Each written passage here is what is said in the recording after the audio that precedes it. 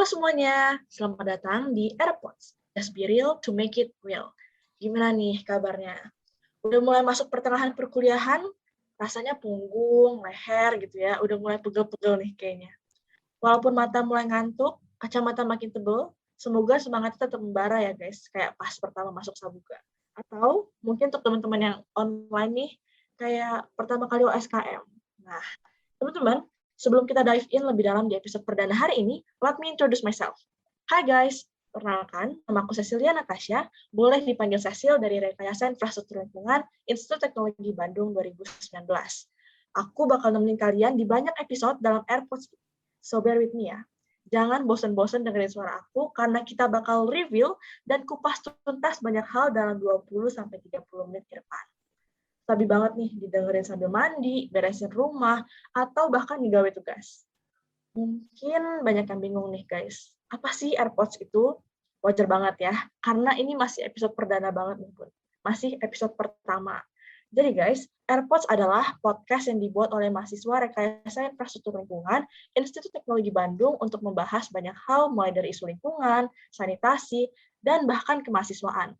Jadi, kalau misalnya ada yang mau request atau bahkan nemenin aku nih yang masih sendiri aja, langsung hit us up on our Instagram at @kmil_itb. Sekali lagi, langsung aja hit us up on our Instagram at @kmil_itb. Oke.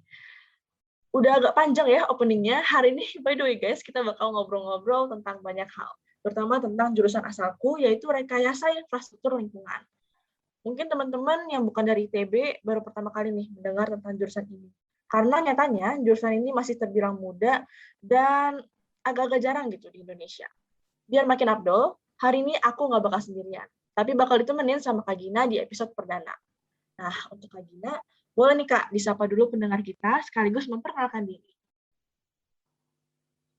Halo, halo semuanya, kenalin aku Gina, dari jurusan yang sama juga sama Cecil ya, dari Rekayasa Infrastruktur Lingkungan angkatan 2018. Salam kenal semuanya, halo Cecil. Halo Kak Gina, selamat kenal. Welcome nih Kak ke AirPods gitu kan di episode perdana. By the way nih Kak, gimana nih kabarnya Kak Gina? Alhamdulillah baik gitu ya, tapi ya tau lah ya, Asik. udah berapa minggu nih kita kuliah? 5 minggu kali ya. Sudah mulai Ini bau-bau sangat sibuk gitu ya. fun fact aja nih teman-teman buat yang lagi dengerin pas kita barusan upload mungkin ya. Itu udah mau mendekati UTS guys. Jadi sekalian reminder nih, reminder. By the way sekarang Kak Gina lagi sibuk apa Kak? Lagi ngegawe kah atau ada project? Lagi sibuk kuliah kali ya. Kuliah, terus Akademik. akademik nomor satu, terus apa lagi ya, ngegawe enggak, belum sih, paling kemarin aja ya, habis baru beres KP tinggal mau nyiapin, seminar KP gitu kali ya. Cecil gimana nih Cecil, sibuk apa? Sama sih Kak, hari ini aku lagi akademik juga, terus ada beberapa organisasi yang lagi dipegang. Tapi yang paling penting AirPods dong, lagi ngejalanin AirPods, baru episode perdana nih, dan hopefully bakal ada episode-episode berikutnya. Iya Ngomong-ngomong bener. nih Kak, Kakak kan salah satu dari founding team bareng teman-teman di Direktorat Implementasi di KMIL. Boleh cerita nggak nih Kak, kok bisa sih ada podcast ini? Kenapa bisa ada podcast ini dibuat? Nah kalau dari aku pribadi ya, kenapa ada AirPods ini tuh sebenarnya sesimpel kalau episode pertama nih ya, kan emang, episode, keilmuan tuh tema utamanya tuh adalah tentang just be real to make it real gitu ya. Jadi sesimpel pengen Mhm. ngenalin gitu loh, ngenalin jurusan real, rekayasa infrastruktur lingkungan di khalayak umum gitu. Biar ya jurusan kita semakin Mhm. dikenal karena kan masih baru gitu kan, iya nggak sih? Benar, Tuh. masih baby banget nih jurusannya. Bener banget, Sil.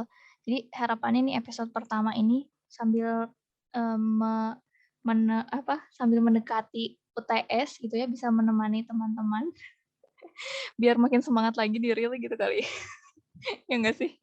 Oke, buat ngenalin ke teman-temannya. Kalau gitu teman-teman jangan lupa abis dengerin podcast ini, jangan lupa komen, like, dan juga yang paling penting di-share ke teman-teman lainnya. Semoga makin banyak nih yang tahu tentang jurusan Rekayasa Infrastruktur Lingkungan di Institut Teknologi Bandung. Oke, udah kenal nih ya sekarang. Kalau gitu, aku langsung mau tanya nih ke Kak Gina. Sebagai konteks, teman-teman. Jadi aku tuh baru setahun guys di jurusan, dan online pula kemarin itu. Ini karena pas tahun pertama masih masuk ke penyetaraan atau sering disingkat TPB, tahun persiapan bersama di ITB. Jadi pas tahun kedua, aku baru hidup di penjurusan rekayasa infrastruktur lingkungan. Jadi Kak Gina ini more or less lebih banyak pengetahuannya dalam hal-hal tentang real. Nah, kan aku udah banyak ya sebenarnya dengar-dengar tentang real, tapi banyak nih fakta-fakta dan mitos ternyata Kak yang berkeliaran tentang real, apalagi kan jarang gitu ya jurusan ini dan masih masih dikit gitu terdengar di kuping orang-orang. Mari kita kupas nih guys bersama Kak Gina mitos atau fakta yang beredar di dunia perilan gitu. Nah, pertama nih Kak, dengar-dengar real itu salah satu jurusan termuda ya di ITB. Itu mitos atau fakta? Itu fakta, bener banget. Jadi emang jurusan kita itu, jurusan rekayasa infrastruktur lingkungan ini, itu baru berdiri di tahun 2013, kayak gitu. Jadi emang ya baru 8 tahun ya, berarti kan, ya nggak? Masih kelas 2 SD lah kalau sekolah mah. Oh, tuh guys. Jadi walaupun kita tuh satu naungannya di FTSL ya, kalau sipilnya sendiri kan udah 100 tahun, 101 malah sekarang pas lagi direkam. Tapi kalau misalnya untuk real, itu baru 8 tahun. Jadi kalau misalnya dibandingin sama jurusan sebelah, emang masih agak-agak anak bawang gitu. Tapi tenang, tenang, tenang. Karena walaupun kita masih muda, kita pencapaiannya gak kalah banyak kok. Jadi kita kecil-kecil cabai rawit gitu. Menarik, menarik Kak. Kan kita sebenarnya jurusan baru nih. Habis itu padahal ya, ITB kalau aku lihat itu banyak banget pilihan jurusannya. Apalagi pas lagi daftar gitu kan, bejibun, puluhan gitu pilihannya. Kok bisa sih Kak ada jurusan baru? Kenapa sih bisa sampai real ini dibentuk? Nah, kalau jurusan barunya itu pasti kan setiap jurusan yang baru ada, itu pasti kan karena untuk menjawab permasalahan yang ada lah ya, tantangan permasalahan yang semakin kompleks gitu. Makanya dibutuhkan jurusan atau keilmuan yang lebih spesifik gitu untuk menyelesaikan permasalahan tersebut. Nah, sama juga nih dengan adanya real atau didirikannya real, nah latar belakangnya juga karena itu. Jadi karena berawal dari kegelisahan akan kurangnya sumber daya yang bekerja di bidang infrastruktur lingkungan. Nah, sekaligus juga ini tuh untuk memenuhi target SDGs nomor 6, yaitu tercapainya akses air bersih dan sanitasi layak bagi masyarakat. Kayak gitu. Jadi, real tuh hadir untuk menjawab hal tersebut, untuk mencapai tujuan SDGs nomor 6 tersebut. Gitu, Cecil. Jadi akses air bersih dan sanitasi layak bagi masyarakat nih ya Kak ya untuk latar belakangnya. Sebenarnya aku jadi kepo sih Kak kalau gitu. Karena kan sekarang sebenarnya lagi rame banget ya penggunaan sosmed dan lagi banyak banget nih isu-isu yang di-up mulai dari COVID, terus Olimpik, terus bahkan lagi bahas kampanye juga dan banyak banget nih isu-isu yang emang lagi berkoar-koar. Tapi kayaknya setelah aku kan juga pengguna aktif sosmed gitu ya. Sebenarnya aku jarang banget sih Kak ngelihat informasi tentang akses air bersih dan kondisi sanitasi terutama di Indonesia. Kayaknya ketumpuk kali ya karena kurang disorot gitu. Boleh gak Kak bagi-bagi info nih? Emangnya sekarang kondisi akses air bersih dan sanitasi di Indonesia tuh kayak gimana sih? Nah, kalau ngomongin tentang itu sebenarnya untuk tercapainya akses air bersih dan sanitasi yang layak tuh Indonesia udah berupaya ya dari tahun-tahun sebelumnya gitu. Tapi memang nih ya ada fakta menarik ya yang dikeluarkan oleh WHO bilang kalau misalnya Indonesia itu menempati peringkat ketiga negara yang memiliki sanitasi terburuk atau tidak layak. Nah, walaupun gitu, sanitasi layak di Indonesia itu udah mencapai 80%, tapi tetap aja kita tuh masih di peringkat 3. Itu nggak tahu ya, apakah kita akan menamakan itu sebuah prestasi atau apa gitu. Bagus ya 3 besar ya kayak perunggu ya kayaknya. tapi ya untuk sanitasi yang terburuk gitu. Jadi kayak ya 3 terbawah berarti. Kacau guys. Nah, mungkin selain itu juga masih banyak lagi sih fakta-fakta tentang kondisi sanitasi di Indonesia. Contohnya nih ya, yang lainnya adalah praktek buang air besar sembarangan ya di Indonesia itu udah mencapai 8,67 juta rumah dan 4,5 juta di antaranya itu ada di Pulau Jawa. Bayangin di Pulau Jawa. Aduh. Nah, kayak Semoga aku bukan pendengar-pendengar kita ya Kak ya yang di Pulau Jawa nih. Biasa kan banyak yang Java sentrik nih kalau untuk pendengar-pendengar iya, kayak gini. Jangan sampai teman-teman ya. Aduh. bener banget yang kita anggap mungkin di Pulau Jawa tuh pusatnya pembangunan gitu ya, tapi ternyata praktek BABS-nya masih marak terjadi gitu. Itu kan miris banget sebetulnya. Gitu, Sil. Ya, Ah, I see. Emang ternyata parah banget ya Kak, walaupun jarang disorot, tapi data-datanya kok berkatanya agak-agak mencengangkan gitu, sampai dapat perunggu nih untuk sanitasi terburuk gitu kan. Masalahnya ini yang ngomong bukan bukan berita-berita seliweran guys, tapi WHO gitu. Jadi ini udah tingkat Olimpik deh kayaknya, Olimpik sedunia gitu kan. Dan kita masih dapat peringkat ketiga terburuk gitu. Jadi ini kita sambil menyebarkan awareness kali ya Kak ke teman-teman. Jadi ini bukan cuma data nih guys, tapi ini harus dilakukan sesuatu, jangan cuma jadi angka doang gitu kan. Nah, hmm, sekarang kita udah tahu nih Kak tentang real, terus kondisi yang pengen di tackle gitu ya sama anak-anak real dan kenapa jurusan kita ini ada. Sebenarnya ada hal unik nih Kak tentang real.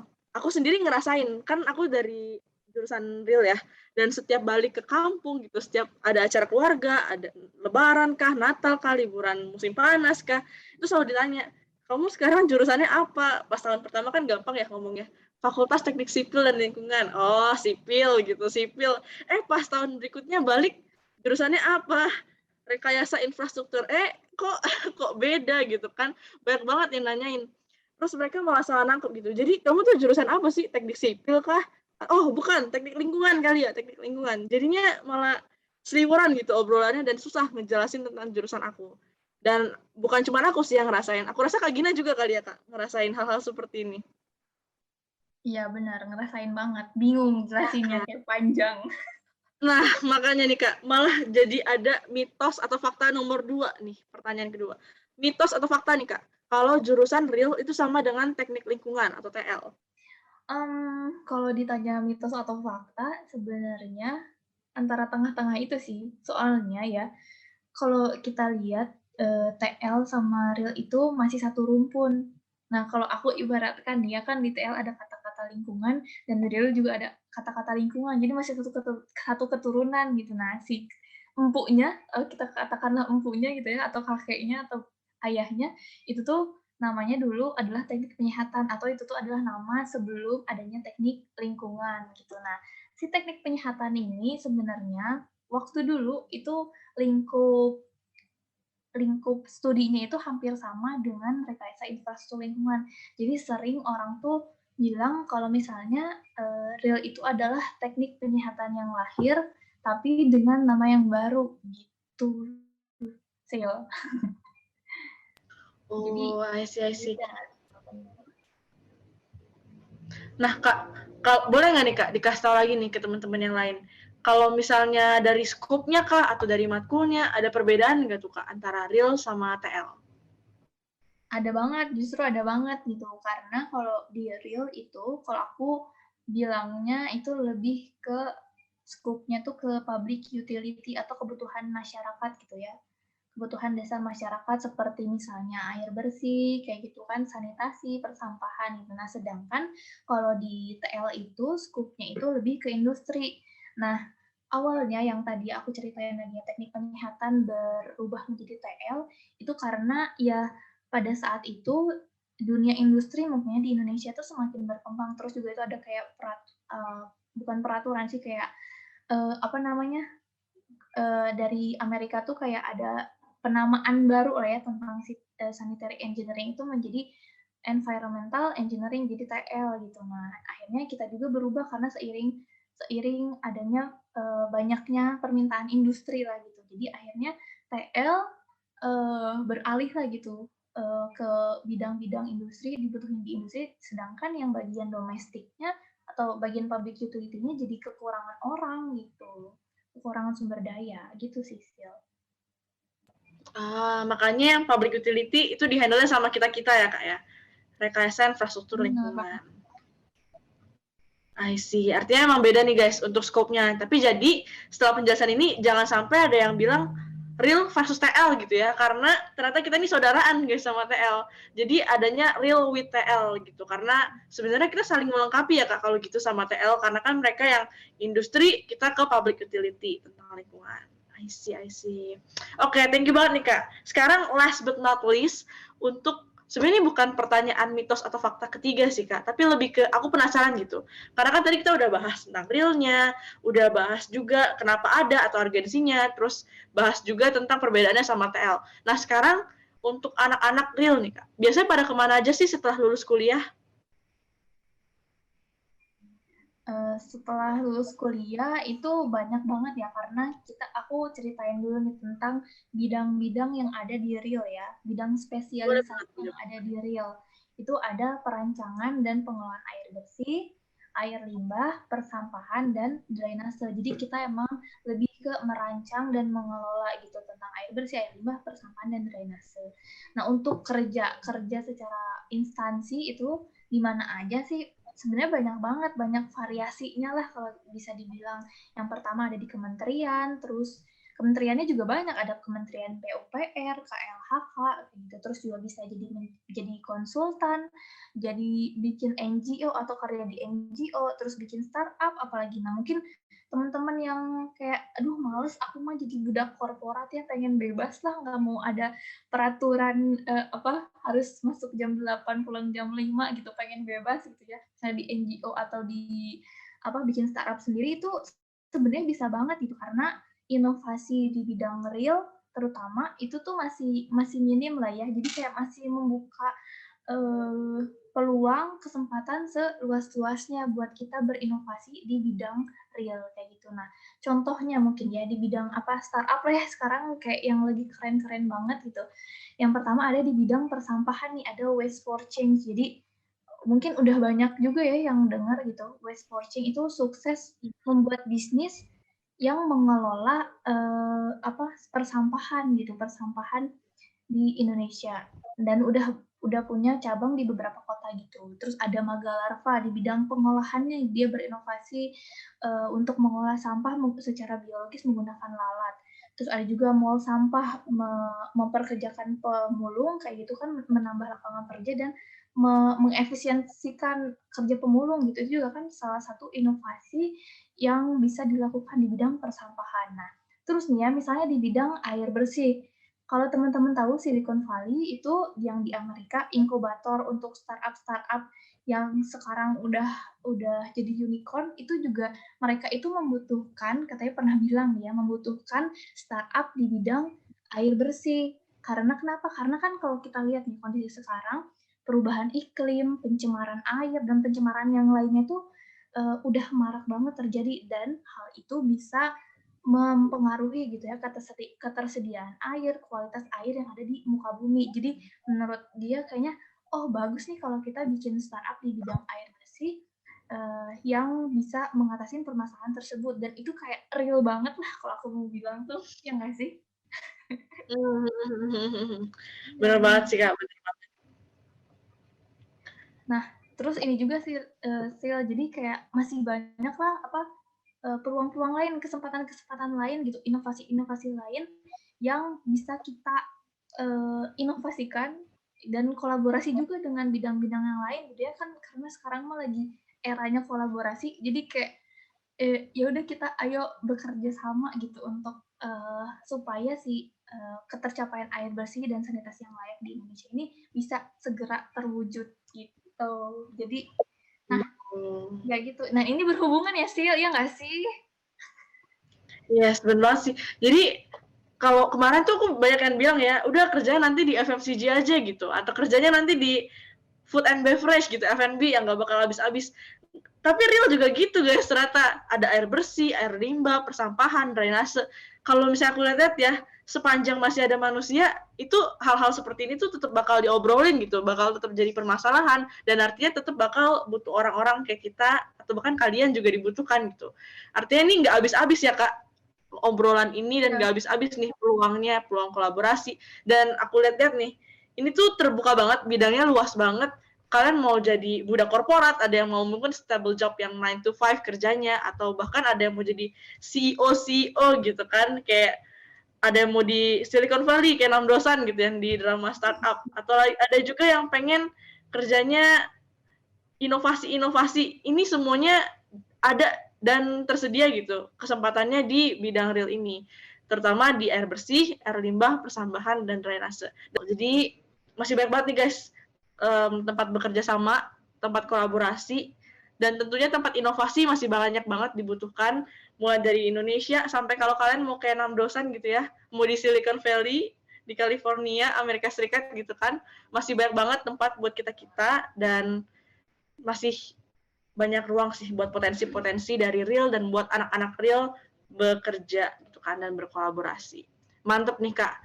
Thank you banget nih Kak Gina. Sebelum kita menutup episode hari ini, walaupun kayaknya perasaan aku baru singkat banget ya, tapi ternyata udah bermenit-menit kita ngobrol nih. Ada nggak Kak kata-kata atau closing statement mungkin dari Kak Gina untuk teman-teman pendengar hari ini?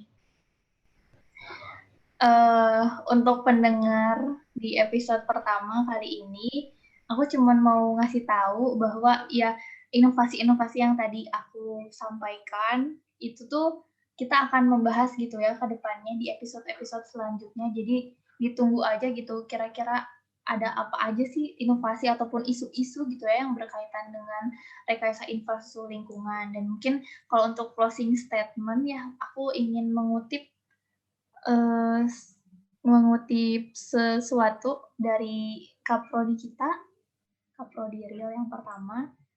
Dia bilang katanya, jika kamu mengejar kepuasan materi di Real, kami tidak ingin menjanjikan itu gitu, menjanjikan apa-apa. Tapi walaupun kayak gitu, kalian juga tetap bisa ya mendapatkan materi itu. Nah, tapi soal kepuasan hati, ladang amal, dan pengabdian masyarakat berkelanjutan sejak kuliah sampai nanti bekerja, ya real adalah jawabannya gitu. Dan real menjanjikan banyak hal. Nah, makanya kenapa podcast ini dinamakan Just Be Real to Make It Real, ya karena senyata itu, sereal itu kontribusi kita untuk masyarakat. Segitu aja sih kalau dari aku. Ditunggu di podcast-podcast selanjutnya bersama Cecil tentunya.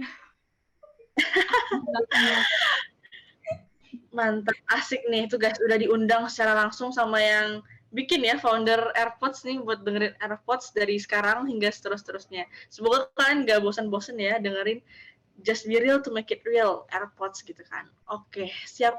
Thank you banget nih untuk Kak Gina yang udah mau hadir dan berbagi cerita bareng-bareng kita nih.